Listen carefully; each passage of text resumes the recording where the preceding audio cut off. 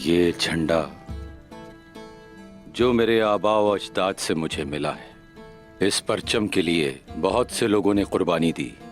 बहुत से गाजियों, बहादुरों और जंगजुओं ने इसकी हिफाजत के लिए, और मैं मौत से लड़ता रहा।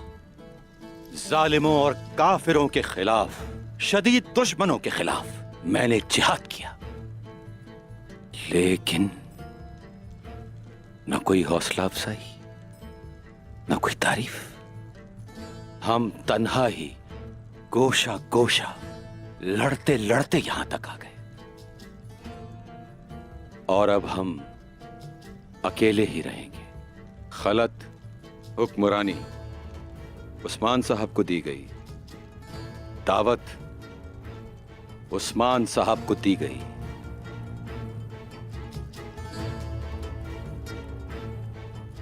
बाबा, अगर सुल्तान आपको खुलत भेजते और आपको महल मधु करते तो इसका मतलब होता मंगोलों को मधु करना।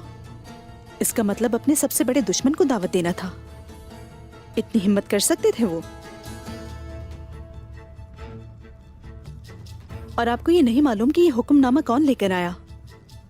हुक्मनामे में उस्मान साहब का तोगाई के खिलाफ जंग का कोई जिक्र नहीं था, और तो और रूमी कुफार के खिलाफ लड़ाई की वजह से उनकी बहुत तारीफ की गई।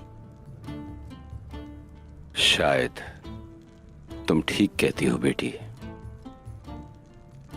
लेकिन उस्मान पर तुर्क कमान कबाइल का एतमाद रोज बरोज बढ़ता जा रहा है।